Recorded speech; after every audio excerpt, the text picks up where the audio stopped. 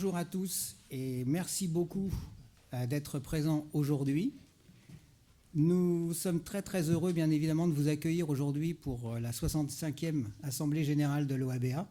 Au nom de l'OABA, au nom du personnel salarié présent qui a de ces dernières semaines travaillé pour organiser l'Assemblée Générale et au nom du Conseil d'administration dont les membres sont ici présents, je vous remercie d'être parmi nous. C'est donc la 65e Assemblée Générale de l'OABA, comme vous le savez, ce qui est toujours impressionnant parce que je suis persuadé que quand Mme Jacqueline Girardoni avait fondé l'OABA, elle n'imaginerait pas que l'OABA puisse continuer comme cela et qu'un jour on puisse fêter ensemble cette 65e Assemblée Générale. Nous terminerons bien évidemment, comme chaque année, l'Assemblée Générale par le verre de l'amitié aux environs de 16h15 dans la salle d'à côté. Alors bien évidemment, je voudrais commencer cette Assemblée Générale par adresser mes remerciements à toutes les personnes qui sont présentes dans la salle. Merci bien sûr aux parlementaires. Merci à Madame la députée Sandrine Lalanne, grâce à qui nous avons pu avoir cette salle.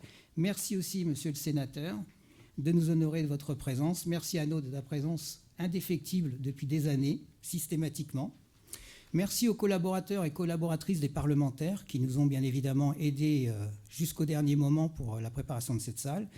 Merci aux représentants des services vétérinaires dont certains ont réussi in extremis à pouvoir se joindre à nous aujourd'hui.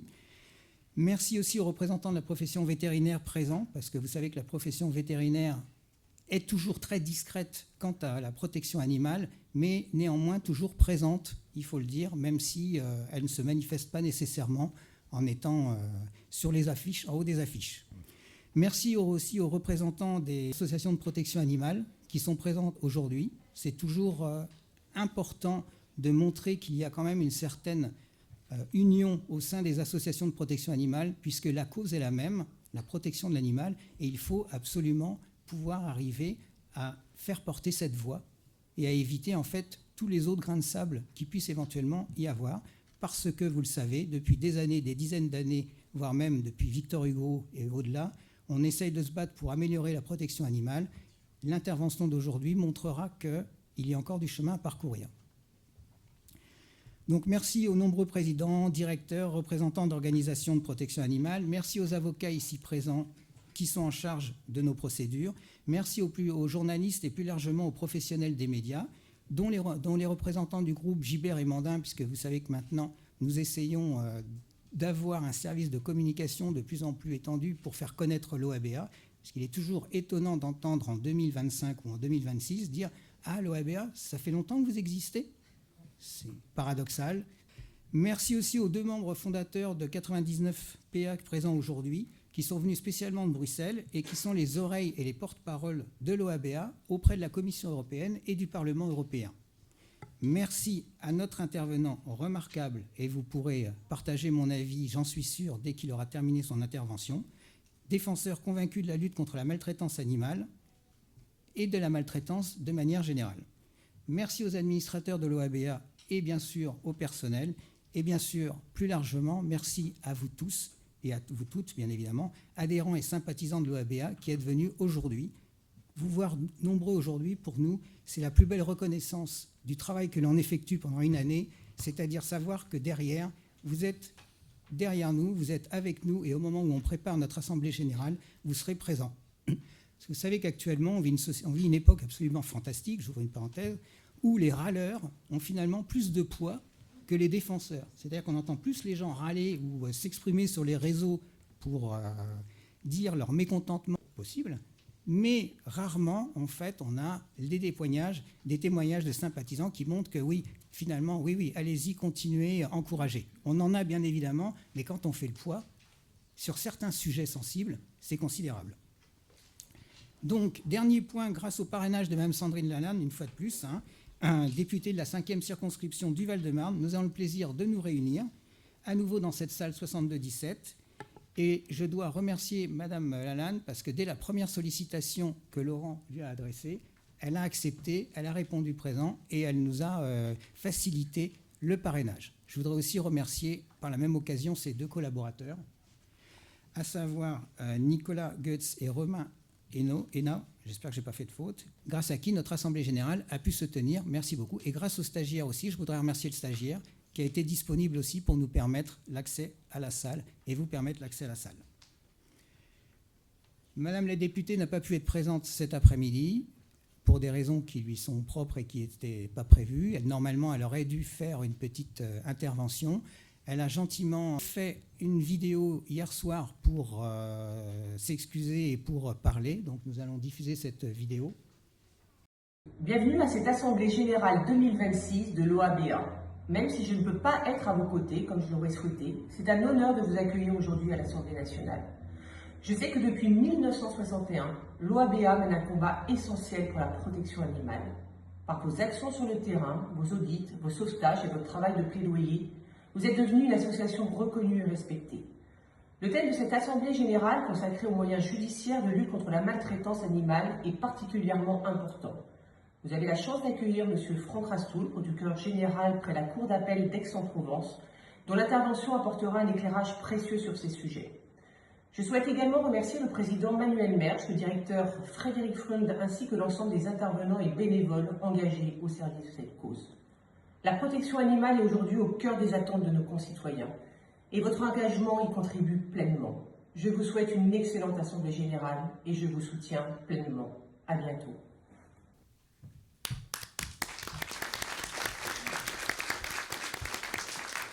Nous voulions profiter de l'occasion de cette Assemblée générale et de la présence de Madame la députée pour lui remettre, parce que vous savez que c'est une tradition au sein de l'OABA, de remettre au cours de l'Assemblée générale une statuette vache.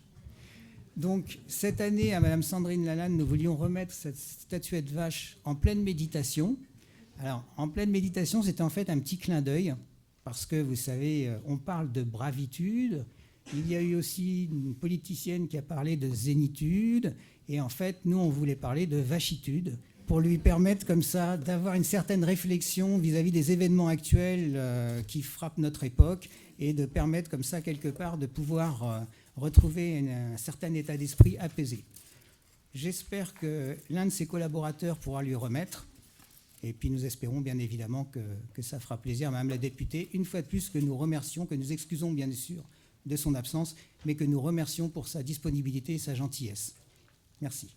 Alors, nous allons aborder maintenant le thème de l'Assemblée générale, c'est-à-dire le thème de la conférence.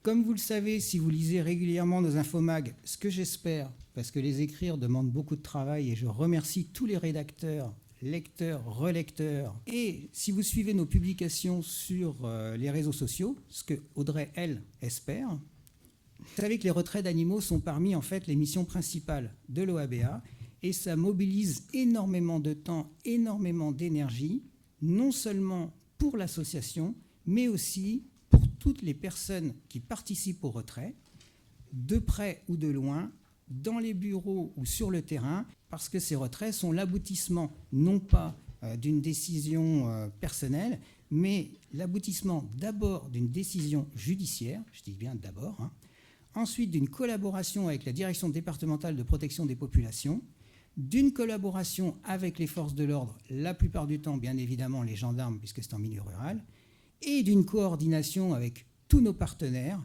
transporteurs, hébergeurs, parce que prendre des animaux c'est bien, c'est très bien, mais ensuite il faut savoir quoi en faire dans les secondes qui suivent et il faut que la logistique nous permette de le faire. Donc dans un premier temps, on va déjà évoquer toute cette organisation-là. Et parmi nous, vous savez que 2 personnes sont principalement sur les terrains au moment des retraits. J'ai bien sûr nommé Frédéric, notre directeur, et Jimmy, notre directeur adjoint, pour vous permettre comme ça de comprendre que ce n'est pas uniquement quelques images sur les réseaux qui expliquent ce qu'est un retrait.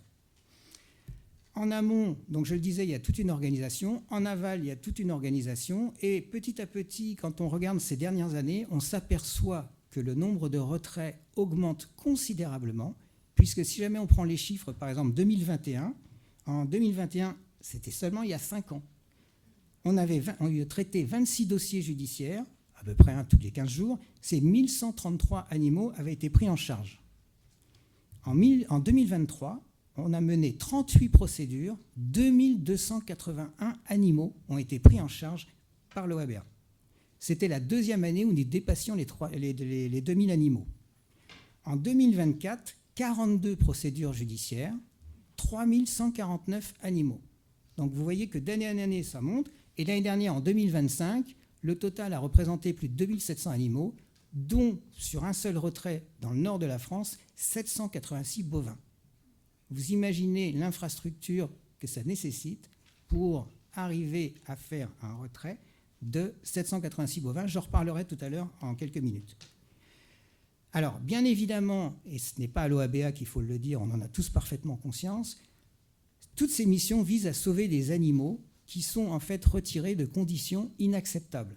Néanmoins, je tiens à rappeler deux petites choses. D'abord, qu'il est toujours difficile de procéder à un retrait d'animaux en raison des conséquences humaines que cela peut avoir, et nous en avons parfaitement conscience, encore hier d'ailleurs, je vous parenthèse. Donc ça, c'est la dimension humaine n'est jamais totalement retirée de nos missions.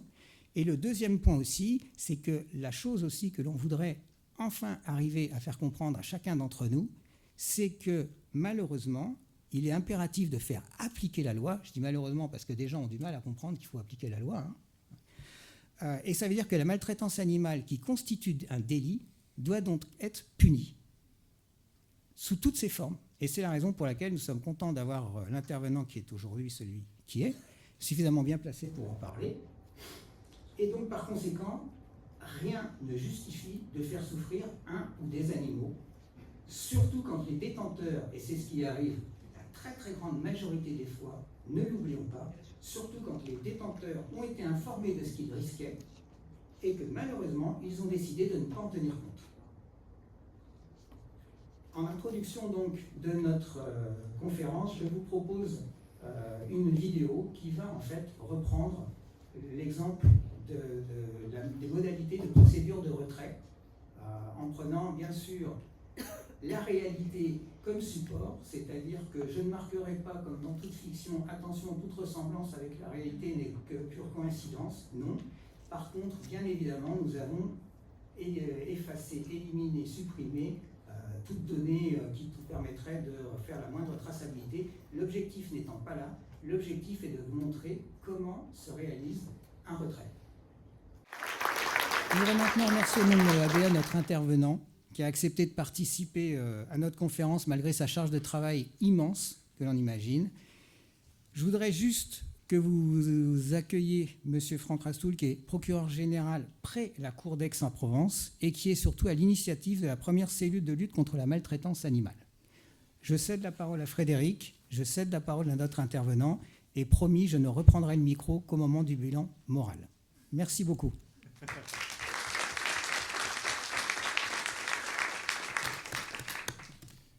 Merci Emmanuel. Alors j'ai fait la connaissance de Franck Rastoul il y a à peu près 4 ans à la Cour d'appel de Toulouse où nous étions intervenus avec mes collègues de la SPA et les agents de la Brigade nationale d'enquête vétérinaire avec qui j'étais cette semaine sur le terrain pour un échange de bonnes pratiques sur justement ces problématiques de retrait, à la fois les lois de fond mais aussi les lois de procédure. Et donc, M. Franck Rastoul, qui était donc procureur général près la Cour d'appel de Toulouse à l'époque, avait réuni l'ensemble des représentants des parquets des différents tribunaux judiciaires du ressort de la Cour d'appel.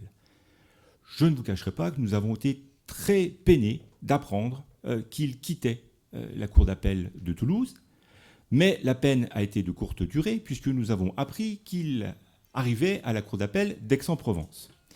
C'est donc aujourd'hui, en tant que procureur général près la Cour d'appel d'Aix-en-Provence, qu'il va intervenir. Je lui laisse immédiatement la parole, mais c'est vrai que dans le monde judiciaire aujourd'hui, quand vous dites justice, maltraitance animale, il y a un nom qui émerge, celui de M. Franck Rastoul, que j'ai le plaisir donc d'accueillir à la tribune.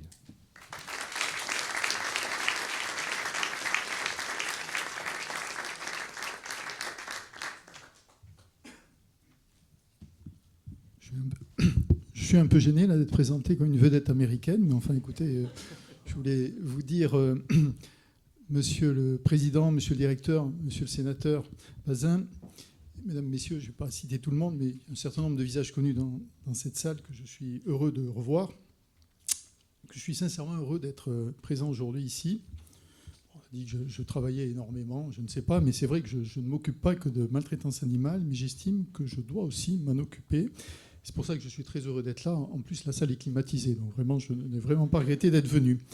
Ce que je voudrais vous dire, c'est que ce que je vais essayer de faire aujourd'hui, c'est de, en quelque sorte, porter je ne sais pas si on m'entend, si c'est bon, ce qu'on appelle la voix du ministère public, donc du parquet, puisqu'on a vu que c'était un acteur important dans effectivement l'action qui peut être menée en matière de lutte contre la maltraitance animale, et plus spécifiquement, puisque c'est aujourd'hui le sujet, contre la maltraitance, on peut faire l'objet, ce qu'on appelle les animaux de rente, les bêtes d'abattoir. Mais je voudrais vraiment, sincèrement d'abord, saluer l'action de tous ceux qui concourent à la lutte contre la maltraitance animale, et donc ces animaux qui sont destinés, je vais tenir le micro, ce sera plus facile pour moi, destinés aux abattoirs, et il faut bien le dire aussi, ceux qui parfois n'y étaient pas destinés, mais finissent par y finir. Donc ça fait du monde, il y a tous les pouvoirs publics, alors les pouvoirs publics, ça a été dit, il y a l'autorité administrative, préfectorale, la DDPP, les acteurs judiciaires, notamment le parquet, j'en parlerai, mais également, je ne veux pas les oublier, vous les avez cités très utilement, les vétérinaires, les avocats spécialisés, les parlementaires, monsieur le sénateur Bazin, et puis, en réalité, la question qui nous est posée, me semble-t-il, c'est la manière dont nous pouvons agir, quelle est la réalité de notre action, des uns et des autres, et puis surtout, quelle est sa complémentarité. Et je vais le dire, sans langue de bois, on appelle ça le plaider coupable en matière judiciaire. Je vais plaider d'une certaine manière coupable devant vous, mais j'estime que je ne suis pas le seul. Quand je dis je ne suis pas le seul au nom de l'autorité judiciaire et du parquet, parce que je le dis avec beaucoup de sincérité, de conviction, j'ai envie de dire d'évidence, il me semble qu'on est quand même perfectible, pour parler par euphémisme, tous, sur l'action qu'on peut mener et qu'on doit mener concernant la maltraitance animale et tous les animaux, mais spécifiquement les bêtes d'abattoir. Et la sémantique a du sens, et rien que le terme bête d'abattoir me semble démontrer que tous les animaux ne naissent pas libres et égaux en droit, si vous voyez ce que je veux dire. Et qu'effectivement, quand on est élevé, quand on est pour être tué, il y a évidemment une problématique, mais surtout qui implique encore plus, j'allais dire, une vigilance de notre part. Pourquoi ? Parce que il faut lutter contre toutes les formes de maltraitance animale, ça c'est une évidence et ça va sans dire. Mais si on doit quand même faire un constat, c'est que les bêtes d'abattoir, puisqu'on les appelle comme ça, représentent un nombre invraisemblable d'animaux. Vous le savez, c'est des milliards d'animaux qui sont tués à l'échelle de la planète.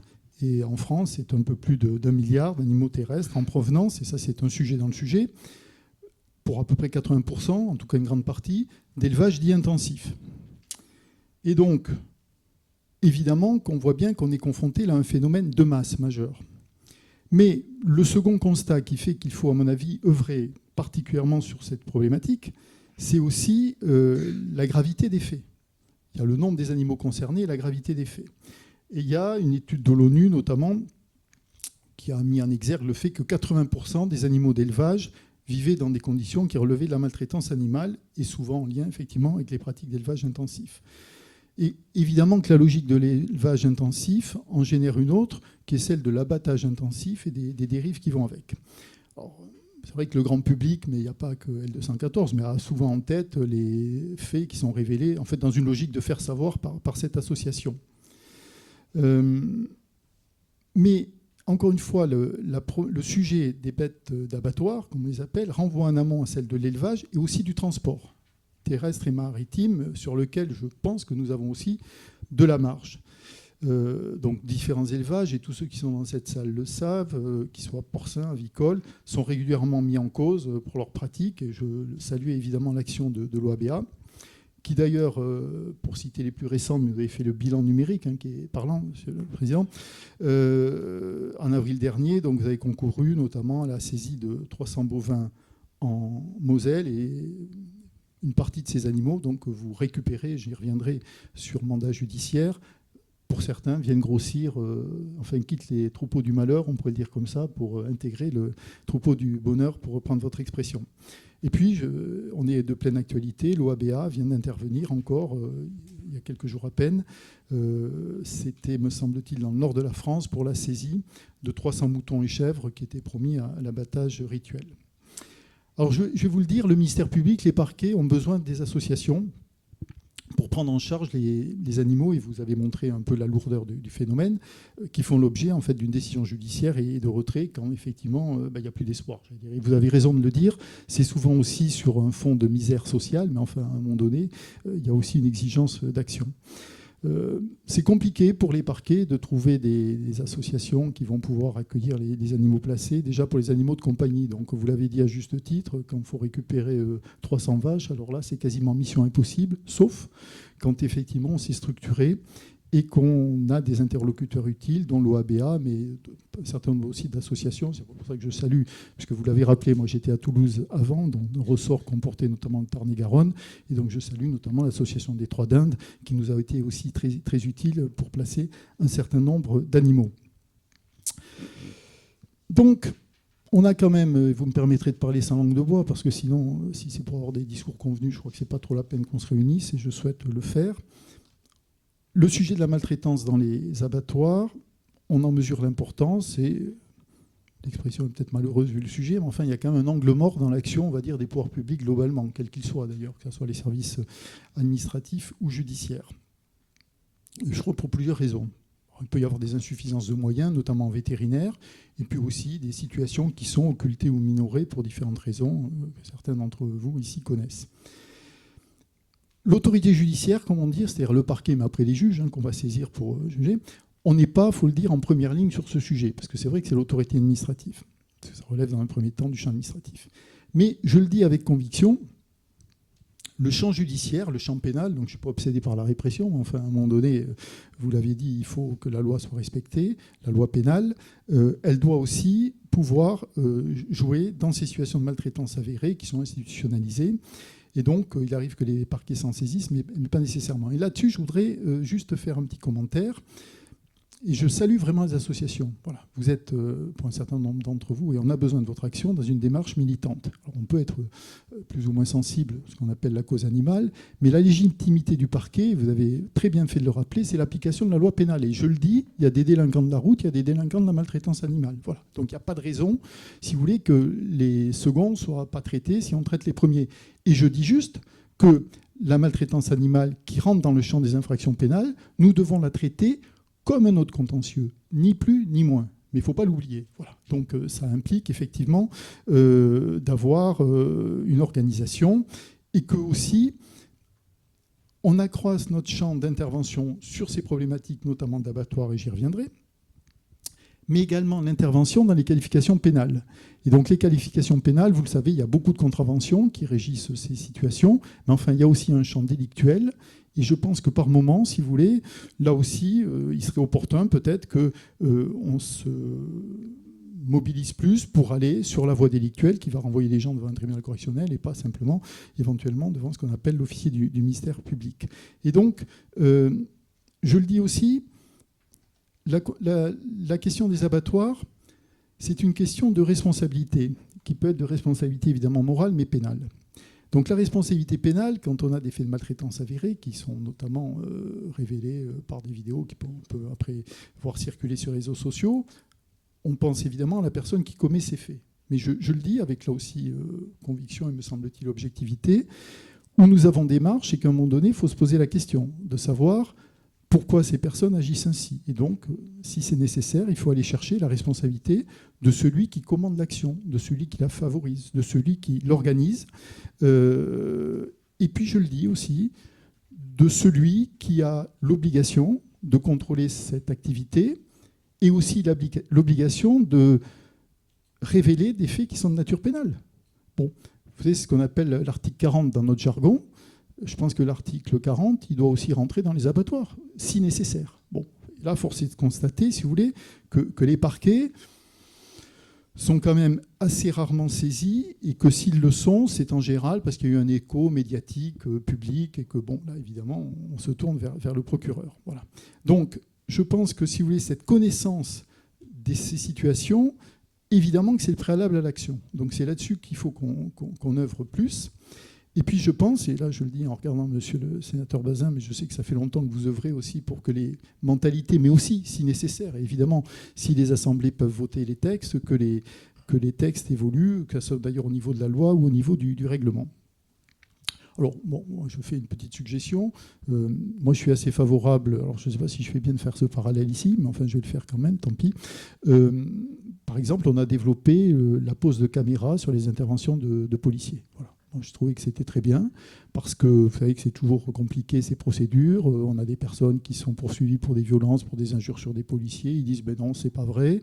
On peut avoir, c'est exceptionnel, mais ça peut arriver aussi, ce qu'on pourrait appeler des excès de zèle de la part des forces de l'ordre.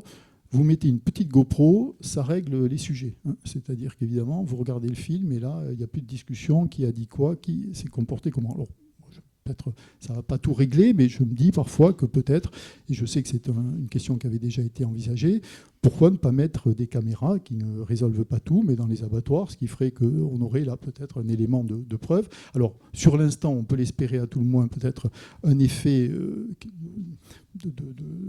qui tempérerait un peu certains excès de zèle ou de comportement, puis surtout aussi qui permettrait après qu'il y ait des procédures d'enquête administrative ou judiciaire, d'avoir des éléments de preuve. Donc il y a énormément de sujets. Alors, après, notre organisation judiciaire, ce n'est pas la plus simple, je vous le dis, parce que pour expliquer un peu comment on fonctionne, puisque la carte judiciaire, ce n'est pas la carte administrative. Et donc, aujourd'hui, par exemple, la Cour d'appel d'Aix-en-Provence, alors je ne le dis pas par prétention, mais enfin, c'est vous dire que c'est des gros paquebots, que des fois, bon, alors le gros paquebot, ça a des avantages, mais le Zodiac aussi, ça dépend ce qu'on veut en faire. Et donc, ce n'est pas totalement manœuvrant. En tout cas, ça demande une autre organisation. Donc, la Cour d'appel d'Aix-en-Provence, c'est 4 départements.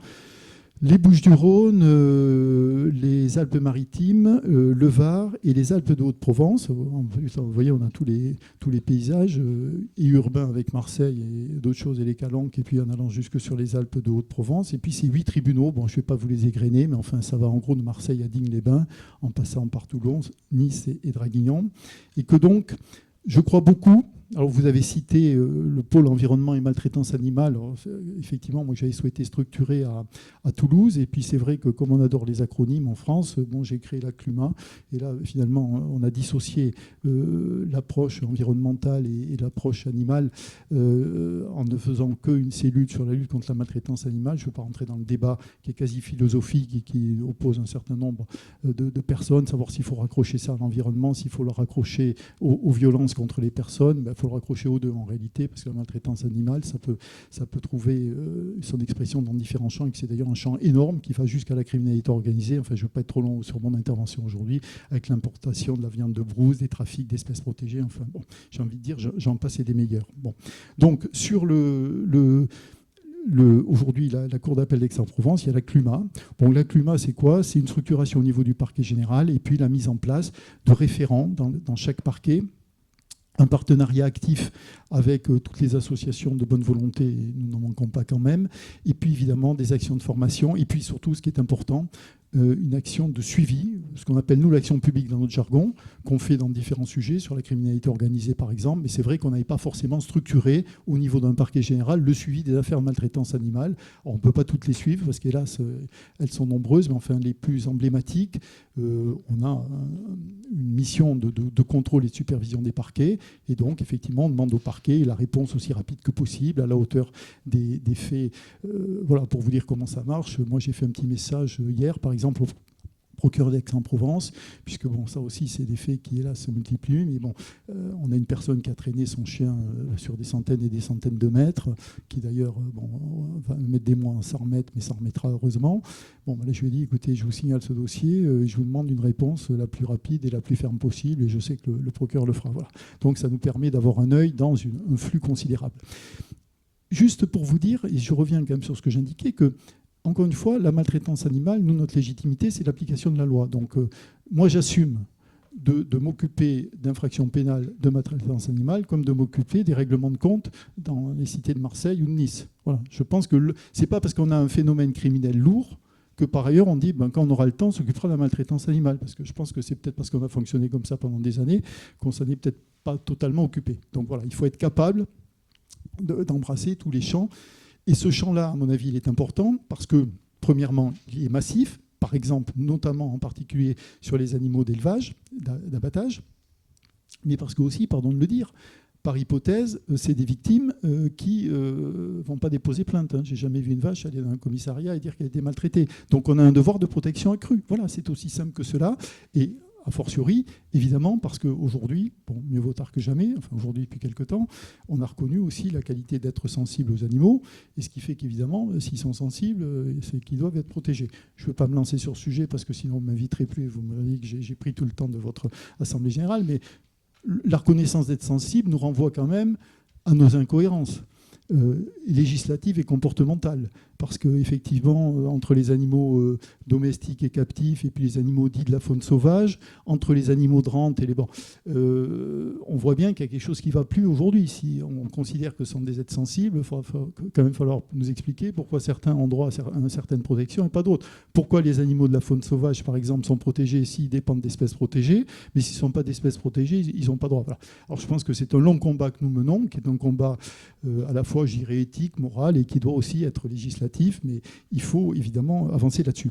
Sur des sujets un peu plus peut-être en lien avec vos interventions, moi je voudrais juste dire un mot et vous remercier, parce que franchement, j'ai pas le temps moi, de tout savoir, et ce que vous pouvez dire et pointer au niveau de l'OABA nous est utile. Et donc, un sujet dans le sujet, qui est celui évidemment de l'abattage sans étourdissement. Et donc l'OABA a révélé qu'un quart des abattoirs de la région PACA avaient recours à cette pratique, vous savez, qui peut faire l'objet de dérogations.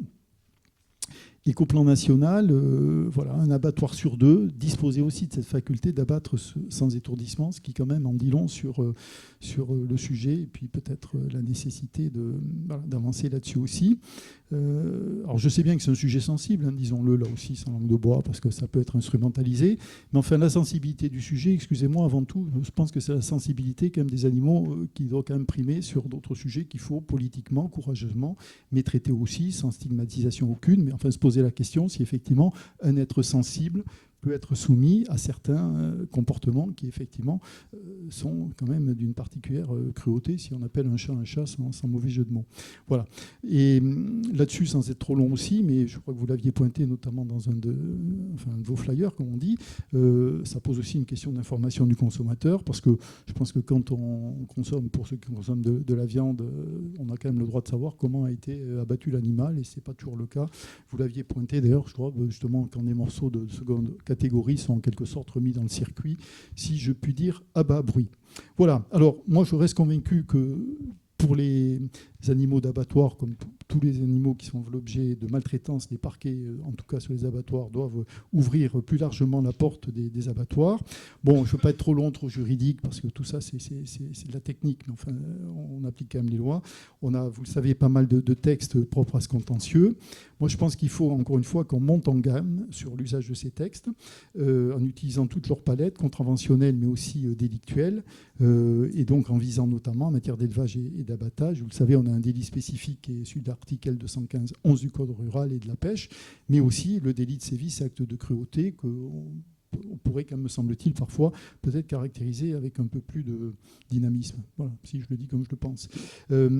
Une autre observation, moi je pense qu'il est un axe d'action utile, on a eu l'occasion d'en parler avec un certain nombre aussi de ceux qui sont présents dans cette salle, on n'y pense pas forcément tout de suite en ce qui concerne les parquets, c'est le droit du travail. Voilà, parce qu'effectivement dans les abattoirs il y a un vrai sujet qui est aussi la manière dont sont contraints de travailler ceux qui y sont, et ça me fait un peu penser à ce que vous disiez aussi sur certains propriétaires voilà, de troupeaux.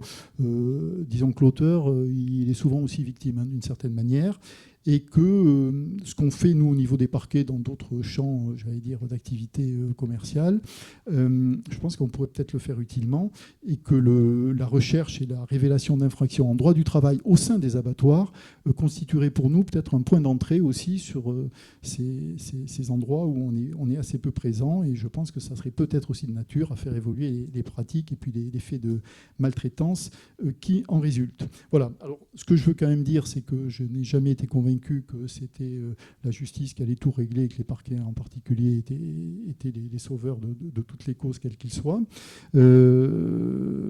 C'est une œuvre commune, hein, je pense, qui vraiment doit mobiliser toutes les administrations, les professionnels, les associations, là aussi je vais le dire, dans leur convergence et parfois aussi dans leur divergence, mais bon, c'est la vie, c'est la nature. Et puis aussi, mais je le redis, décidément, je n'arrête pas, monsieur le sénateur, de vous solliciter, évidemment, faire évoluer la loi et l'éventualité si possible. Voilà.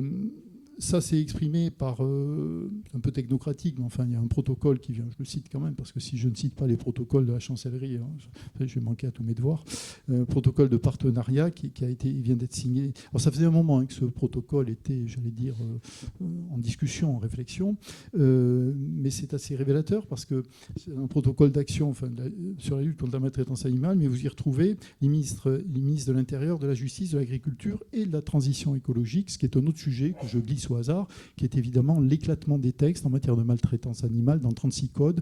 Et peut-être qu'un jour, le code de l'animal verra le jour. En tout cas, on recentrera les dispositions législatives de diverses catégories qui nous seraient utiles. Je le dis juste comme ça, en gros, le nombre d'infractions en matière de maltraitance animale, c'est à peu près une centaine. Bon, voilà. Donc on ne manque de rien. Vous savez que la France est le premier pays producteur au monde de normes. Donc trop de normes tue la norme, ça a été dit 100 fois. Le vrai sujet, c'est de quelles normes avons-nous besoin et combien utilisons-nous toutes ces infractions. Là aussi, il y a de la marge. Donc la société, c'est quand même heureux, se montre de plus en plus attentive, réceptive au sujet de la maltraitance et nous demande évidemment des réponses pénales. Je l'ai dit, je crois que la qualité, quand même, la reconnaissance de la qualité d'être sensible a créé une onde de choc qui, quand même, aujourd'hui nous met en face de situations dont il faudra bien qu'elles avancent un jour ou l'autre. Bon, après, je pense que ça, il revient aussi à la conscience de chacun individuel. Bon, ça va pas tout régler, mais peut-être d'en tirer les conséquences. Alors, j'ai pas de droit d'auteur, j'ai pas d'intérêt, mais je le dis parce que je trouvais le titre de l'ouvrage déjà assez parlant et nous renvoyant quand même à cette réflexion individuelle et qui aboutira peut-être sur quelque chose de collectif. C'est le titre du livre de Mélanie Joy, qui est en forme d'interrogation, puisqu'elle dit « Pourquoi les chiens sont nos amis, les cochons notre nourriture et les vaches nos vêtements ». Alors, je ne vais pas développer ça plus avant, mais enfin que chacun réfléchisse. Je trouve que c'est assez bien dit et que ça pose quand même assez clairement la problématique. Alors, encore une fois, on est confronté en matière de maltraitance animale, comme dans d'autres domaines, à des inégalités de régime, de traitement entre les animaux. Je l'ai dit, les animaux de rente, les animaux de compagnie, captifs, ceux de la faune sauvage, les animaux d'abattoir. Mais je crois sincèrement évidemment qu'il faut des évolutions, il faut des structurations différentes. Moi, j'ai essayé de le faire modestement à l'échelle qui est la mienne en créant ces structures qui survivent quand même, je l'espère en tout cas, à ceux qui passent. Et d'ailleurs, je le dis avec beaucoup de satisfaction, mon successeur aujourd'hui à Toulouse continue de faire vivre le pôle environnement et maltraitance animale. Bon, je ne serai pas éternel non plus à la Cour d'appel d'Aix-en-Provence. Et j'espère que l'ACLUMA aussi restera quand même ancré et la dynamique créée et les structures permettront de continuer à avoir une action mieux identifiée. Je vais vous le dire avec beaucoup d'objectivité et de sincérité. Je pense qu'on part de loin, partout dans notre société, mais aussi peut-être plus particulièrement dans le monde judiciaire. Il y a encore pas mal de temps, pas si longtemps, peut-être que ça perdure encore dans quelques esprits archaïques. Quand on s'occupait de maltraitance animale, on vous regardait, l'air de dire, bon, enfin, vous êtes procureur, vous n'avez pas autre chose à faire que de vous occuper des chiens et des chats. Ça peut quand même encore exister dans certains esprits. Bon, voilà, je crois que quand on crée des structures, à un moment donné, écoutez, c'est pas que je veuille abuser de l'impérium et du poids que donne la fonction, mais c'est le procureur général qui le demande, comme on est un peu hiérarchisé au niveau du parquet. Vous voyez, il y a les parquets qui ont de la conviction forte, il y en a qui peuvent l'avoir un peu moins, mais de toute façon, ça crée un élan que j'espère salutaire. Voilà. Donc moi, je pense qu'il faut qu'on continue, notamment sur les questions d'élevage et d'abattoir, à avoir un regard renforcé, que les animaux d'abattoir ne peuvent pas être les oubliés, enfin les parents pauvres de la lutte contre la maltraitance animale. Et je le redis, on en parlait un peu en aparté.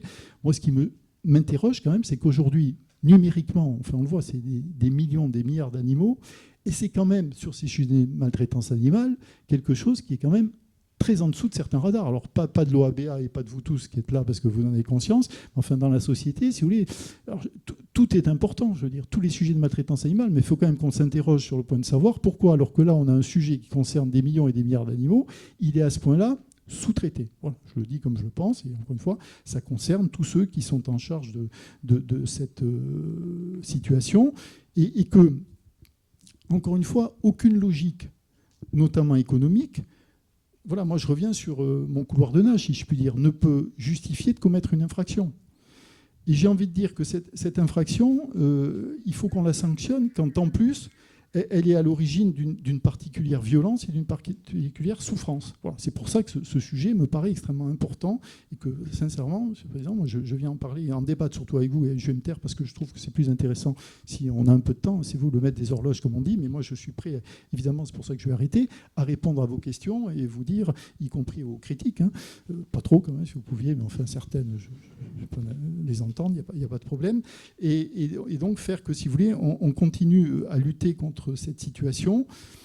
Nous, au niveau des parquets, on est souvent, si vous voulez, encore une fois, dans la réaction parce qu'on attend d'être saisi par une association, par exemple, parce qu'on est saisi par un service administratif, par un préfet. Voilà, je pense que parfois, pas toujours, on ne peut pas passer notre temps dans les abattoirs, mais culturellement, il faudrait peut-être de temps en temps, on soit dans la proactive et que pourquoi pas on prenne la main d'initiative et rappeler qu'on a une compétence, une exigence, une légitimité pour aussi éventuellement aller chercher des infractions dans les abattoirs, dans les élevages intensifs, comme on va les chercher dans d'autres domaines. C'est tout. Sans obsession, mais il faut le faire. Et je pense que, si vous voulez, c'est une exigence qui est pénale, mais j'ajouterais qu'elle est morale. Alors si la morale rejoint le droit pénal, vous voyez, je pense que c'est quand même formidable et que donc c'est ce que je voulais vous dire aujourd'hui. J'espère que je n'ai pas été trop long, je ne savais pas quel était mon temps réellement imparti, mais vous brossez donc un petit peu ce tableau de notre action, vous dire qu'on continue quand même à se structurer, me semble-t-il, de mieux en mieux, que l'émergence de ce sujet de la maltraitance animale dans la société va quand même plutôt dans le bon sens. C'est vrai, c'est pas pour citer Louis Schweitzer, mais enfin c'est vrai que j'ai été frappé par cette phrase qu'il avait dite, et je crois, monsieur le sénateur, c'était il y a 2-3 ans, déjà le temps passe tellement vite, je ne sais même plus, quand vous aviez fait ce colloque sur ce thème « Une seule violence au Sénat ». Alors peut-être que je mélange les interventions, mais enfin en tout cas la phrase était belle et elle mérite d'être redite, puisqu'il avait dit que ce mouvement était irrépressible, en quelque sorte, la lutte contre la maltraitance animale. On retrouve bien là, j'allais dire, sa vision et son dynamisme. Moi j'ai le même sentiment, enfin je l'espère en tout cas, mais je vais vous le dire un peu trivialement, vous ne m'en voudrez pas de vous parler comme ça. Je pense que c'est quand même pas gagné, qu'on en a quand même encore pour plusieurs générations, pour peut-être un jour arriver finalement à une situation qui ne serait que normale, c'est-à-dire, encore une fois, être capable de ne plus tolérer l'intolérable. Et je pense que l'intolérable, c'est évidemment... Et vous savez, tous les mots que je peux avoir sont rien. C'est pour ça, d'ailleurs, vous avez tué mon intervention, Monsieur le Président, parce que quand vous montrez ça, quoi qu'on dise après, il suffit de regarder certaines des photos et on a compris le sujet, si je puis dire. Voilà. Donc ça, c'est quelque chose, si vous voulez, qui est une exigence, encore une fois, pour nous tous, que de traiter, dans la mesure modeste de nos moyens, mais en tout cas d'y mettre tous les moyens possibles. Voilà, c'est ce que je voulais vous dire. Et donc, je vous remercie pour votre attention et je suis à votre disposition. Si vous voulez dire du mal du ministère public, je suis venu là pour ça. Si vous en dites un peu de bien, je suis content.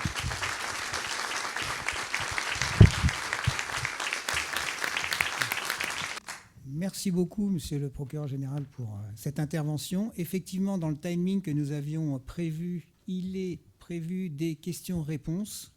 Donc, il y aura quelques questions qui seront possibles. Il y aura des réponses qui seront aussi possibles, nous l'espérons. Profitez là du quart d'heure, 20 minutes qui nous est offert pour poser les questions à Monsieur Franck Rastoul pour le faire. Jimmy passera avec un micro. Bien évidemment, même si nous sommes à l'Assemblée nationale, ça ne va quand même pas être des questions dans tous les sens, comme des fois on peut voir les images à la télévision. On va essayer de garder une certaine cohésion, c'est-à-dire seule la personne qui a le micro pourra poser sa question. Bonjour, merci beaucoup pour toutes ces interventions. Marie-Ève Terrier, vétérinaire et ISPV, donc peut-être un jour je serai aussi à vos ordres, puisque pour mémoire, en fait, les services vétérinaires sont aux ordres des préfets pour tout ce qui est mise en demeure, etc., police administrative, et aux ordres des procureurs pour tout ce qui est police judiciaire. Vous avez dit que les normes sont dispersées dans de nombreux codes. C'est quand même beaucoup code rural et pas beaucoup les autres, mais bon, voilà, d'accord. Par contre, moi j'ai l'impression qu'on a aussi une dispersion des forces et des compétences sur plusieurs structures et personnes. Il me semble que l'organisation avec les DDPP, qui, si besoin, peut faire appel à des vétérinaires, sachant que les vétérinaires praticiens se structurent avec des vétérinaires spécialisé en protection animale pour objectiver l'état de maigreur, le régime alimentaire, etc., pour faire un constat très objectif qui appuie le PV des DDPP. Vous n'avez pas trop parlé de la montée en puissance au CLAESP, etc., mais le fait que les gendarmes se spécialisent là-dessus, est-ce que c'est pas une... Enfin, comment vous voyez les choses? Est-ce que c'est pas une façon de se disperser? Vous avez raison, mais la France est dispersée par nature dans ses administrations et dans son organisation. Je crois que c'est le premier constat qu'on peut faire. Et donc, effectivement, en matière de maltraitance animale, c'est le cas aussi. Sur les vétérinaires, c'est vrai que j'en ai pas assez parlé, ni de l'OCLESP d'ailleurs, qui d'ailleurs fait dans 3 jours, là, mardi, un colloque là, sur les liens entre la zoophilie et la criminalité sexuelle. On pourrait la qualifier comme telle. Ce qui renvoie encore une fois au concept d'une seule violence, et que vous aviez, monsieur le sénateur, aussi déjà mis en exergue, c'est-à-dire effectivement, je ne veux pas le dire de manière un peu simpliste, mais enfin, qui bat son chien bat sa femme, et inversement. C'est pour ça dire que, pour faire pas de la publicité à ce qu'on fait à Aix, mais enfin, on a signé avec la CNDA une convention qui fait, ça c'est relativement novateur, que quand on a des faits de maltraitance intrafamiliale, je vais faire l'inverse. Quand on a des faits de maltraitance animale et qu'on est au sein d'un foyer, on a mis en place un dispositif et on demande au service de police et de gendarmerie, s'il y a un animal, de s'intéresser. Je vais le faire dans le bon ordre, excusez-moi. Si nous avons des faits de violence intrafamiliale et qu'il y a un animal, de s'intéresser aussi à l'animal pour être sûr qu'il ne fait pas l'objet de victimes, parce qu'encore une fois, la violence, elle est protéiforme dans ses expressions, mais la racine est unique. Et inversement, si on a des faits de maltraitance animale, qu'on regarde s'il y a des enfants et si l'épouse, par exemple, ne fait pas l'objet de maltraitance animale. Donc ça, c'est intéressant aussi, parce qu'on voit bien que, encore une fois, la maltraitance animale contient en germe potentiellement d'autres faits beaucoup plus graves, alors soit déjà commis, soit en devenir. Donc l'idée, c'est de les détecter. Alors l'OCLAESP, évidemment, c'est quand même une structure qui a toute son utilité, c'est un office central. Bon, vous savez qu'après, les offices centraux se multiplient, que d'ailleurs aujourd'hui, en matière de police judiciaire, on a ce qu'on appelle l'UNPJ au niveau de la gendarmerie qui centralise les offices. Oui, c'est un peu comme les Lego, vous empilez les structures, enfin ça pourrait pas être critique ce que je dis, mais voilà, c'est comme ça. Donc moi, je pense que l'OCLAESP a aussi son utilité, parce qu'on peut traiter via l'OCLES pas grand-chose, évidemment, par rapport à la masse des procédures, mais peut-être certaines procédures emblématiques sur lesquelles on peut espérer qu'un office central ait un peu plus de capacité d'intervention. Sur les vétérinaires, moi, je vais vous dire très franchement ce que j'en pense. Je pense qu'il faut qu'on fasse notre évolution organisationnelle en matière judiciaire. Bon, ça fait longtemps qu'on a des médecins légistes spécialisés pour les hommes, pour les femmes, enfin pour les victimes humaines. Et on a besoin, moi j'en suis convaincu, d'un maillage territorial de vétérinaires, si vous voulez, qui seront l'équivalent des médecins légistes qu'on a pour les personnes. Voilà. Donc pourquoi ? Parce que premièrement, voilà, j'espère que je vais choquer personne dans la salle, mais premièrement, il peut y avoir un déficit de vétérinaires, que ce soit dans les services administratifs ou à titre privé, que secondement, voilà, je crois qu'on peut le dire. Aujourd'hui, on parle des problématiques d'élevage. Bon, la confraternité, ça existe, c'est pas forcément un gros mot, mais enfin, ça peut entraver un peu les choses. C'est-à-dire que quand vous avez un vétérinaire qui s'aperçoit que son confrère aurait peut-être dû signaler des choses qui paraissent un peu évidentes et que, bon, finalement, voilà. Donc, à un moment donné, ce que je veux dire, c'est que c'est important d'avoir des personnels à part qui sont spécialisés dans l'action judiciaire. Bon, et ça vaut d'ailleurs pour la thanato, comme on dit, c'est-à-dire pour les autopsies d'animaux, comme aussi pour ce qu'on appelle la médecine légale du vivant, et donc qui serait la médecine légale des animaux vivants. Donc je pense que ça, c'est un vrai combat à mener.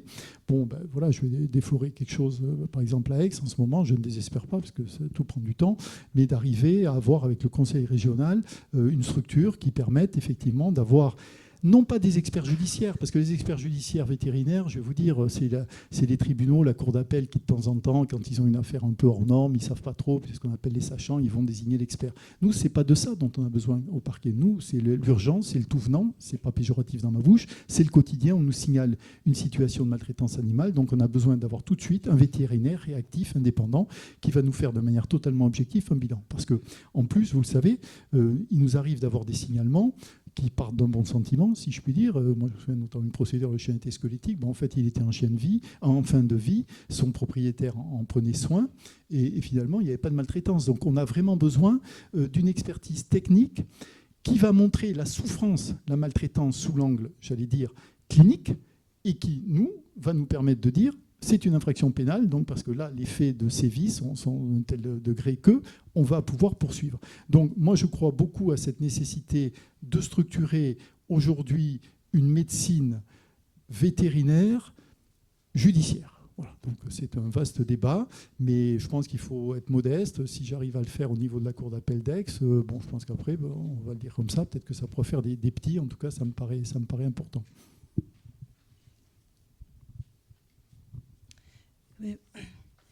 Oui, je suis Catherine Bompard et je suis présidente d'un parti politique qui défend les animaux. Et moi-même, je les défends depuis très longtemps. À travers votre discours, j'ai perçu plein de points que l'on peut développer ensemble, entre autres un code de l'animal. Et j'ai une question à laquelle, pour l'instant, j'ai personne qui peut me répondre. Et peut-être que vous pourrez me répondre, je n'en sais rien. Vous me mettez la pression, là, en présentant ça comme ça. Il y en a peut-être qui viendront à votre secours pour y répondre. Je suis très préoccupée par les 80 000 animaux qui ont été bloqués dans le détroit d'Ormuz. Et je vous demande si, à tout hasard, vous avez des nouvelles de ces animaux, à tout hasard. Alors là, je vais décevoir évidemment par ma réponse. Vous savez que Donald Trump lui-même n'arrive pas à débloquer le détroit d'Ormuz, donc honnêtement, mais ça ne veut pas dire que cette situation est naturelle, hein, quand je vous dis ça. Mais non, j'ai évidemment pas d'éléments spécifiques là-dessus. Plus sérieusement, votre question, elle renvoie à un sujet là aussi où je pense qu'il faut qu'on ait, sans mauvais jeu de mots, plus de mordant. C'est évidemment, je l'évoquais d'un mot tout à l'heure, les conditions de transport, que ce soit par voie terrestre ou maritime, qui est à mon avis un sujet majeur.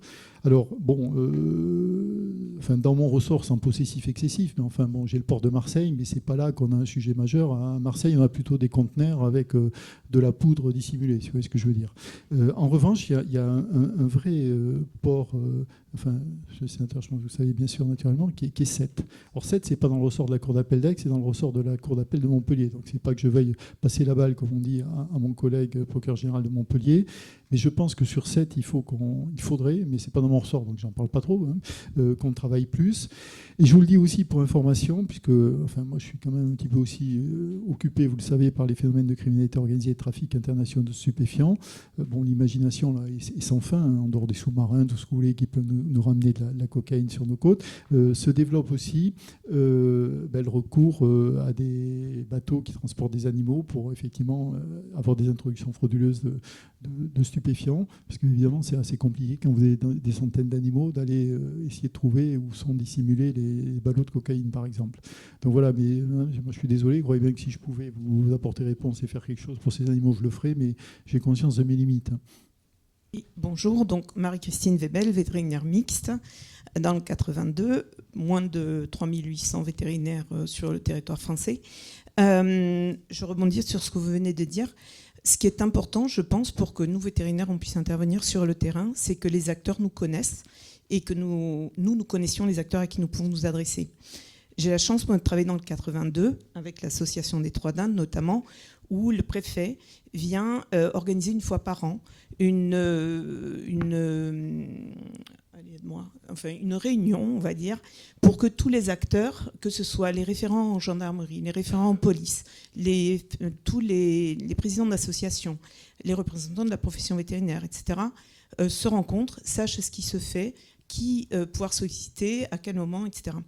On a en plus, effectivement, un premier partenariat qui a été signé entre le Conseil de l'ordre des vétérinaires en Occitanie et le parquet de Toulouse pour commencer à former quelques vétérinaires sur ce sujet-là, parce que c'est capital. Et effectivement, que les vétérinaires qui ont envie de faire ça puissent être sollicités rapidement. Il faudrait peut-être qu'il y ait une instance, comme vous disiez, un peu supérieure, qui puisse motiver chaque département, peut-être pas les préfectures, mais les parquets, à organiser ces réunions-là. Il n'y a pas beaucoup de départements dans lesquels ça se fait. C'est un petit début, c'est un début de structuration, mais ça peut commencer comme ça. Je suis d'accord pour dire que le Tarn-et-Garonne doit être un exemple, mais voilà, vous touchez du doigt une réalité. Enfin, encore une fois, moi, c'est pas pour faire de la publicité pour le PEMA ou la CLUMA, mais il faut des structures. Parce que, premièrement, c'est un contentieux technique. Hein, il ne s'agit pas juste, encore une fois, de lutter, je l'ai dit, je ne veux pas être trop long, mais qui embrasse 1000 problématiques. C'est aussi celle du dopage, par exemple, dans le monde des caisses, les nouveaux animaux de compagnie. Bon, vous savez, on a un petit sujet, nous, de delphinarium aussi. Enfin, bon, c'est immense comme sujet, la maltraitance animale. Et en plus... je pense que comme tout contentieux particulier, vous ne pouvez pas dire à un magistrat qui n'est pas omniscient, tiens, d'un coup, vous allez avoir une procédure de maltraitance. Donc, si vous n'avez pas les bons contacts, si vous ne connaissez pas les bonnes associations, si vous ne connaissez pas les vétérinaires, vous n'en sortez pas. C'est pour ça que je vais le dire encore très crûment, on bricole aujourd'hui. C'est-à-dire que chacun s'organise en fonction de ce qu'il a pu faire, des moyens disponibles, des bonnes volontés ou des mauvaises volontés, parce que ça existe aussi qui sont présentes. Donc moi, je crois beaucoup, sans être trop jacobin et vouloir tout imposer, mais il faut arriver à avoir des structures pérennes et effectivement des renouvellements. Moi, je vais vous le dire sans langue de bois. Moi, un des sujets que j'ai, c'est que ces fameux référents maltraitance animale, c'est leur carrière. Hein. Donc moi, on a mis ça en place il y a un peu moins de 2 ans. J'ai déjà presque un tiers des référents qui sont partis, quoi. Donc les autres arrivent. Ça. Mais je pense que, encore une fois, sous l'angle judiciaire, c'est-à-dire, encore une fois, c'est l'enquête et c'est la démonstration de la preuve, quoi. Je veux dire, on a besoin de... Aujourd'hui, chaque procureur, alors souvent, et je le dis, c'est formidable, hein, il y a des vétérinaires qui acceptent, mais si vous voulez, il n'y a pas de structuration. Et puis parfois, il faut bien reconnaître qu'on n'a pas forcément le même réflexe qu'on aurait sur des faits concernant des êtres humains. C'est là qu'on peut monter en gamme. C'est-à-dire que ce n'est pas parce que c'est un animal qu'il ne faut pas faire certaines vérifications. Je vais vous donner un exemple. On est en train de traiter aujourd'hui, ça fera presque une anticipation sur le sujet de mardi et sur la zoophilie. Par exemple, aujourd'hui, on a, nous, en cours, en suivi à la CLUMA, parce qu'évidemment, c'est des faits importants, deux procédures de zoophilie. Alors, une qui a été révélée par les réseaux sociaux. Bon, ça aussi, les réseaux sociaux, alors c'est ce qu'il y a de pire, mais enfin, au moins, en termes de preuves, ça permet de ramener des faits qu'on n'aurait jamais connus. Sur une brebis, je ne vais pas trop rentrer dans les détails, et une autre qui concerne des faits de zoophilie, mais alors répétés, hein, pas une fois, sur des chèvres. Bon, je vais vous le dire, je pense qu'il y a 10 ans, on n'a pas forcément traité ça avec une diligence extrême, pour parler par euphémisme. Qu'est-ce qu'on a fait ? On a fait des opérations de planque, comme on fait dans nos... On a fait de l'ADN, et on a identifié la personne avec l'ADN. Voilà, je le dis juste parce que ça permet quand même de mesurer en quoi aujourd'hui on est peut-être meilleur ou moins mauvais qu'avant et mobilisé. C'est-à-dire qu'on a fait de l'ADN, c'est un coup, hein, frais de justice. D'ailleurs, il faut que je dise quelque chose, si je ne parle pas de l'article 99.1, ceux qui me connaissent penseront que je ne suis pas en pleine forme, et je dirais c'est la chaleur, mais je vais dire un mot sur l'article 99.1. Et donc, on a fait de l'ADN, on a identifié l'auteur qui nie les faits. Ce n'est pas le seul agresseur sexuel qui nie les faits, mais enfin, il est en détention aujourd'hui. Il attend d'être jugé. Voilà. On l'a incarcéré, déféré, tout. Donc aujourd'hui, on traite mieux qu'avant, hein, ce genre de fait. Parce qu'il faut le faire, c'est tout. Et qu'encore une fois, premièrement, je ne vais pas rentrer dans le détail, mais les sévices sur les chèvres étaient extrêmement graves. Et puis par ailleurs, le potentiel de dangerosité de quelqu'un qui commet ce type de fait, fait qu'à mon avis, c'est notre exigence quand même que d'avoir une réponse ferme. 99.1, je vais en parler parce que il y a pas mal de connaisseurs de cet article ici. C'est en gros l'article qui permet, d'une part, de solliciter les associations et surtout de leur dire, et l'espoir fait vivre, pardon de le dire comme ça, que les frais, encore une fois, de garde que vous supportez, ça sera in fine, si la personne est condamnée, mis à la charge de l'auteur des faits. Bon, ça c'est bien, c'est louable, c'est bon. Dans les faits, il faut quand même dire les choses, ça ne se passe pas tout à fait comme ça. C'est-à-dire que sur ce contentieux comme sur d'autres, on a quand même un certain nombre, pour ne pas dire un nombre certain, de personnes condamnées qui ne s'acquittent jamais de ces sommes dues. Donc en réalité, ça reste à la charge des associations. Donc je vous le dis, non pas par démagogie, mais je comprends que les associations nous disent à un moment donné, écoutez, vous êtes gentils, vos autorités judiciaires, mais enfin bon, entre la théorie et la pratique, on a un petit sujet, puis ça grève notre budget, puis il n'y a pas de honte à parler quand même du nerf de la guerre. Donc, moi je pense, même si on a un déficit abyssal sur les frais de justice, par rapport, je veux dire, à ce que peut nous coûter, par exemple, des expertises hypertechniques d'ADN ou enfin des frais de gardiennage de véhicules, par exemple, que la solution pourrait, donc monsieur le sénateur, vous le savez, à chaque fois je lance le ballon, là je me dis peut-être qu'un jour il sera récupéré au vol, de transformer ce régime en frais de justice, voilà, donc ça viendra un peu plus aggraver notre déficit de frais de justice, et in fine, bien sûr, de prévoir une action récursoire de l'État contre le mauvais payeur, mais enfin au moins ça permettrait aux associations d'être certaines d'être payées et indemnisées de la garde qu'elles assurent de ces animaux, et donc ça favoriserait le placement des animaux, ce qui est quand même aussi un de nos objectifs. Pardon, parce que finalement on me pose une question, mais je réponds sur autre chose. Mais c'est autre chose. Bonjour monsieur, d'abord je voudrais féliciter tous les intervenants pour la qualité de leur discours. Moi je m'appelle Gilles Patry, j'habite Nogent-sur-Marne, je suis un béotien, c'est mon qualificatif. Je trouve qu'on a insisté beaucoup sur ce qui se passe après, mais avant, est-ce qu'il n'y aurait pas, est-ce que ça existe ? Je suis pratiquement sûr que ça existe, mais on n'en parle pas beaucoup. Moyen d'anticiper, c'est-à-dire quand on va chez un propriétaire d'un troupeau et puis que s'il est vraiment dans la misère, que c'est pas un type méchant et quoi, est-ce qu'il n'y aurait pas moyen de lui donner un petit coup de main ? Je pense par exemple à des gens qui n'arrivent pas à payer des vaccins ou des gens qui ont plus de moyens. Est-ce que ce serait pas, ou peut-être même faire des formations, est-ce que ce serait pas plus facile que d'attendre plus tard qu'il n'y ait plus rien à faire, quoi? Alors, écoutez, vous avez raison, il vaut mieux prévenir que guérir. Après, simplement, moi je vous le dis, là je suis un peu hors sujet, parce que déjà que la justice a un déficit abyssal, s'il faut en plus... Mais vous avez raison, il faut le faire, mais bon, je pense que ça relève plus, encore une fois, du ministère de l'Agriculture, d'autres. Mais effectivement, vous savez, c'est comme les situations de misère économique, de misère mentale, j'allais dire. Oui, bien sûr, il faut autant que faire se peut les détecter en amont. Et c'est pour ça d'ailleurs que je parlais vraiment d'une responsabilité collective, et tous les maillons de la chaîne doivent jouer autant que faire se peut. Vous savez, nous, ministère public, quand on nous saisit, en général, c'est pas bon signe. Hein, si j'ai envie de dire, c'est presque quand c'est trop tard. Donc évidemment, après, quand on est dans le champ pénal, et croyez bien que tout ce qui peut être fait en amont pour qu'on ait moins de procédures, parce que j'en profite quand même pour vous expliquer quand même que dans ce paysage judiciaire, et c'est pour ça que moi je continuerai à trouver la juste place, la place possible, la place maximale, qui est pas suffisante, pour ce contentieux parmi tous les autres. Mais pour vous donner une idée, par exemple, juste la cour d'appel d'Aix-en-Provence, on a aujourd'hui 4000 dossiers en attente devant la cour d'appel en matière correctionnelle. Et en matière criminelle, on a 500 dossiers. C'est pour ça que le garde des Sceaux a mis en place un plan d'urgence pour nous soutenir et éviter qu'on ne libère des détenus, des accusés détenus. Bon, voilà. Donc, tout ça pour vous dire que moi, j'entends et je comprends votre question, mais vous voyez, là, moi, je ne suis plus sur l'amont, déjà qu'on a du mal sur l'aval, quoi. Si vous voyez ce que je veux dire, là, l'amont ne peut pas intervenir. Alors juste pour venir à votre secours, Merci. Oui, alors il y a des systèmes d'aide qui permettent d'éviter que la situation ne s'envenime et qu'on arrive effectivement à un retrait d'animaux. Alors, l'aide ou l'entraide agricole et les syndicats agricoles, c'est un mythe, déjà. Bon, faut le dire clairement. Ce n'est pas la FNSEA qui va payer le foin d'un éleveur qui est en difficulté. Ça, si ça existait, on le saurait depuis longtemps.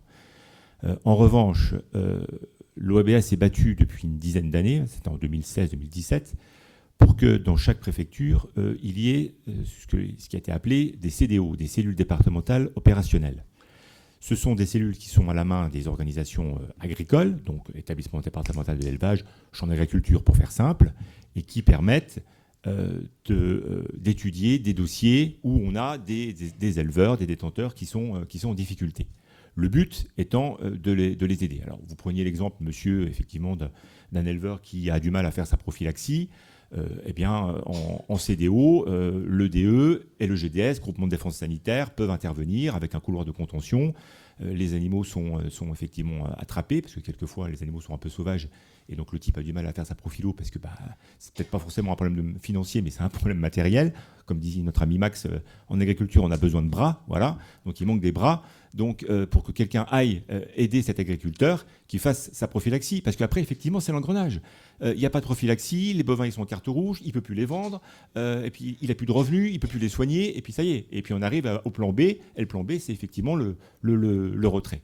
Et là où, effectivement, les parquets ont aussi un rôle à jouer, c'est que quelquefois, effectivement, si on a un problème de prophylaxie, pour ne prendre que cet exemple, parce que je vais aller très vite, on est face à une infraction, les prophylaxies ne sont pas faites, le type, il veut plus ou moins faire sa prophylaxie, parce que quelquefois, on a aussi des beaux parleurs, mais qui ne veulent pas faire. Le procureur peut très bien lui dire « Bon, écoute, Gilbert, maintenant, t'arrêtes tes bêtises, tu fais la prophylaxie, et l'infraction, je la classe ensuite. » C'est ce qu'on appelle un classement sous condition. Voilà.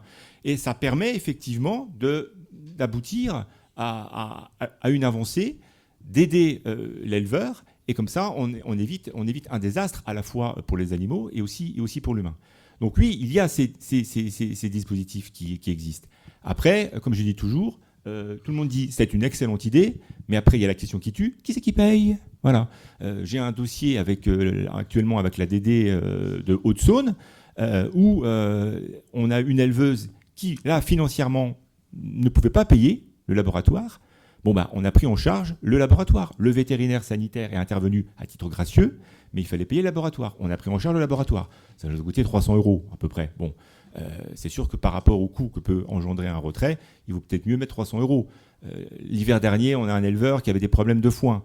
On a un partenaire au Pays Basque qui avait du foin dans la grange, il a pris un camion, il a emmené du foin à l'éleveur, et puis ça lui a remis le pied à l'étrier. Bon voilà, ça nous a coûté peut-être 2 000 ou 3 000 euros, mais c'est toujours moins cher qu'un... Mais encore une fois, s'il n'y a pas une association de protection animale qui est là pour pallier la carence des organisations professionnelles agricoles qui sont toujours prêtes à gueuler, à manifester, mais quand il faut aider l'agriculteur en détresse, là, il n'y a plus personne. Et s'il n'y a pas une association, il n'y a personne. Donc oui, il y a des systèmes, effectivement. C'est toujours la bonne idée. C'est un peu comme le protocole interministériel que vous citiez, M. Rastoul. C'est une excellente idée de mettre autour de la table la justice, l'intérieur, l'agriculture, l'environnement. Mais est-ce qu'il y a des fonds dédiés ? J'ai bien peur que non. Et on l'avait dit dans la réunion qu'on a vue avec l'OCLAES il y a quelques temps, s'il n'y a pas des fonds dédiés, au moins pour qu'il y ait un secrétariat interministériel pour faire rouler ce truc, j'appelle ça un truc pour le moment, ça ne marchera pas. Ça ne marchera pas. Et la solution qui a été trouvée, c'est un secrétariat interministériel tournant. C'est-à-dire un coup la justice, un coup l'intérieur, etc. Je ne suis pas certain que ça soit particulièrement opportun. Bon. Ce que je voudrais vous dire, c'est que moi, je ne critique pas du tout ce protocole. Finalement, tout est très bien. Au moins, voilà, ça a le mérite de montrer que ces 4 ministères doivent être mobilisés. Mais je vais vous le dire avec beaucoup de sincérité. Je pense qu'avant tout, agissons quand on peut et quand on le doit. C'est-à-dire que je ne veux pas vous paraître obsédé par la répression, mais quand il y a une infraction pénale, c'est un peu ce que j'essaie de dire et d'inciter. Je dis au procureur, allez-y, vous êtes dans votre champ, c'est votre responsabilité, vous êtes indépendant pour appliquer la loi pénale. Voilà, donc il n'y a aucune autre considération que celle de faire respecter cette loi. Et aussi, vous avez eu vraiment raison de dire que nous pratiquions évidemment le classement sous condition. Il ne faudrait pas que vous ayez une image caricaturale du parquet. Moi, je ne rêve pas d'envoyer tout le monde dans un tribunal correctionnel. Je veux dire, de toute façon, on ne peut pas. Bon, mais métier de procureur, j'ai expliqué quand je l'étais encore, c'est de poursuivre, mais c'est aussi de ne pas poursuivre. C'est ce qu'on appelle l'opportunité des poursuites. Et l'opportunité des poursuites, c'est quoi ? C'est justement pouvoir prendre, c'est la distinction entre ce qu'on appelle le principe de l'égalité sans apostrophe. Donc c'est automatique, il y a une infraction, on vous poursuit. Non, déjà qu'on n'arrive pas, ça ne peut pas marcher comme ça. Et donc c'est du cas par cas. Et donc un éleveur qui ne le fait pas ou n'a pas tellement eu le choix, on ne va pas forcément le faire passer en correctionnel et encore moins condamner une amende qui ne paiera jamais. Bon. Et en revanche, c'est vrai que les classements sous condition, ça marche pas mal, parce que ça permet au moins peut-être de récupérer certaines situations, et puis parfois, effectivement, de considérer que, on ne va pas poursuivre la personne, parce que vraiment, il y a une misère sociale, une misère mentale telle que... Après...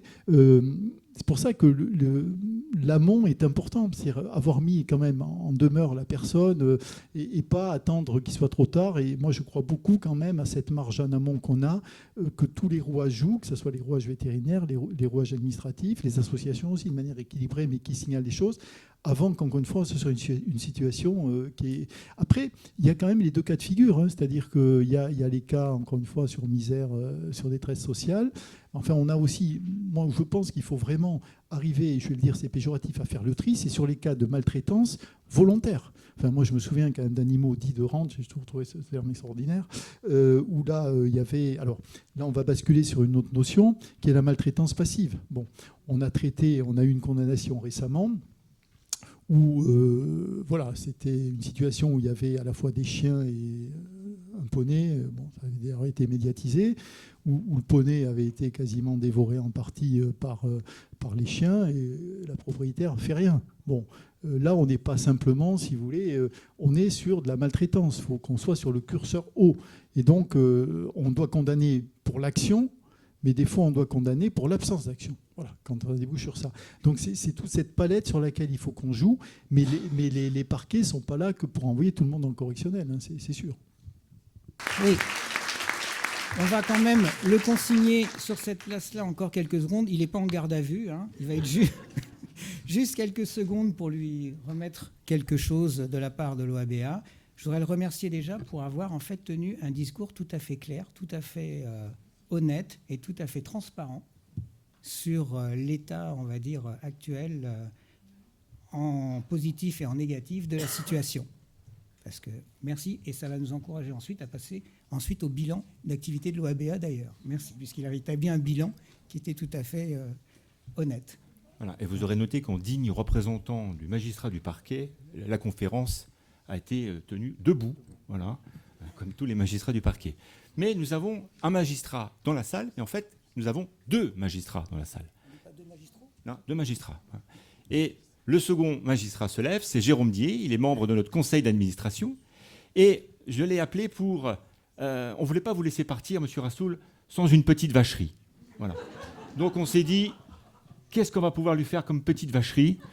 Eh bien, la petite vacherie... L'impatience me gagne. Hein, la petite vacherie, elle s'appelle Ramona.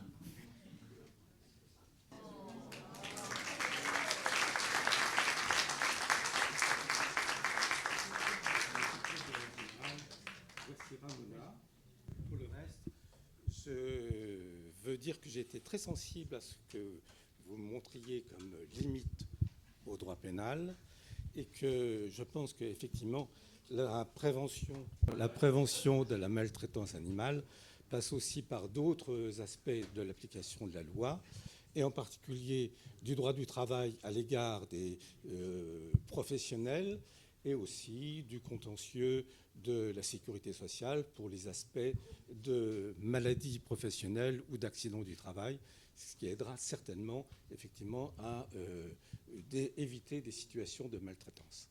Merci à vous. Je ne veux pas partir sans vous dire un mot de remerciement sincère. Je peux vous assurer que j'ai beaucoup de sympathie déjà pour Ramona, rien que de la regarder comme ça, et surtout pour ce qu'elle représente. Voilà, donc ça a vraiment pour moi du sens, hein, et je suis sensible vraiment à ça.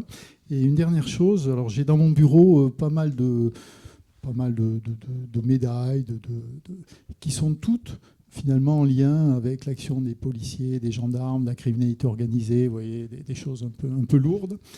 Et sachant que le sujet de la maltraitance animale, c'est un sujet lourd, mais qui peut être sympathique aussi par ce qu'il représente.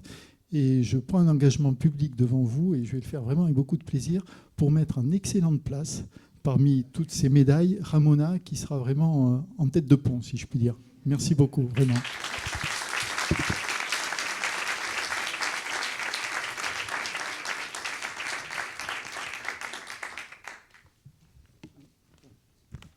J'ai oublié de dire que sous Ramona, il y avait écrit Franck Rastoul. Je ne sais même pas s'il n'y a pas une identification déjà entre elle et moi.